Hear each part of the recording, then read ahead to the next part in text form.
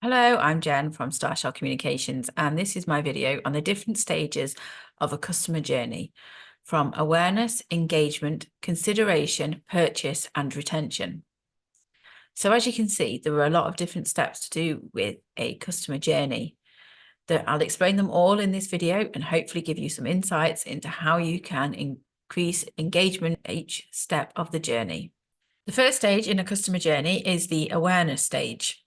In this stage, this is where the customers learn about you and start to see you around. Perhaps they've driven past your shop on the high street, or maybe they've seen your post on social media. This is just you entering into their consciousness and you seeing them around. This is a really important stage because it will help with your advertising later. What I've found the best way to track this stage is to ask your customers where they've heard about you from as they follow through the funnel. This will help because you'll need to know, perhaps you think that you're getting lots of customers from your TikTok audience, but maybe they're all coming over from Facebook. It all just depends on the best place then to advertise. The next stage then is the engagement stage. Now, this is where they actually start to engage with you. Perhaps they walk in the door of your shop, or maybe they start to follow you on social media. Or maybe perhaps they even visit your website and start reading some of your blogs. This is a really interesting stage because it's the first stage that we know about the customer, so we can start collecting data on them. If they're following on social media, have you sent them a message to thank them for it? Or perhaps if they come in the shop, you've greeted them warmly. All of these little steps can help the customer to move through the funnel with you. Boosting engagement on social media is a really easy and quick thing to do. You can do things like surveys and polls in your stories. You can ask for call to actions on your posts and get people to engage with your content. Measuring success in this stage of the funnel is like by looking at your social media stats in your Insights tab, as well as looking at email open rates, seeing how well people are reading about you and engaging with your content that you're putting out there. The next stage is the consideration stage. This is where the customer is considering using your services or products, and if what you offer will meet their needs or their wants or the problem that they're having at that time. So at the consideration stage, this is the point where you need to be shouting about your services the most. Perhaps you could do a product demonstration, a live webinar. You could show case studies of your products on services and shout about how great you are, so that everybody seeing you can see why it is that they should purchase from you. If you've collected some good customer reviews, now would be a good time to post them on your social media channels and really push how you can help their problem that they're having at the moment. The next stage is the purchase stage. Now, I know you think this is probably an easy stage where people actually buy from you, but you need to make it easy for the customer to buy. If you're a service-based business, do you have a simple checkout that people can follow? Do they need to book a call with you before you can discuss pricing with them?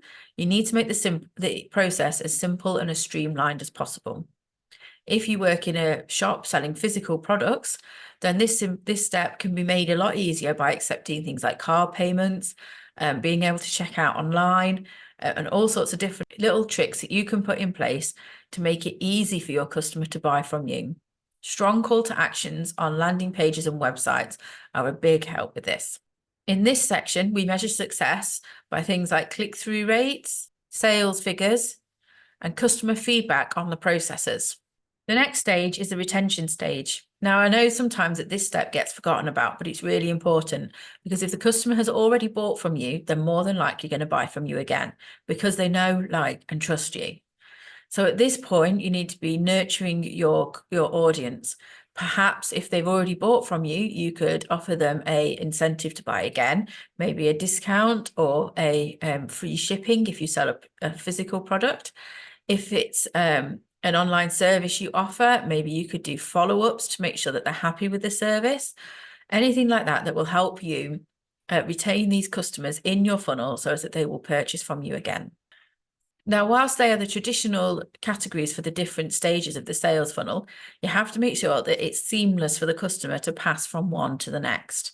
I know that this can be difficult when you don't know which stage customers are in on each bit of their journey. The best way I have found to keep track of customers is using a CRM. This is a customer relationship manager, and it helps you to plot where people are in your pipeline and funnel.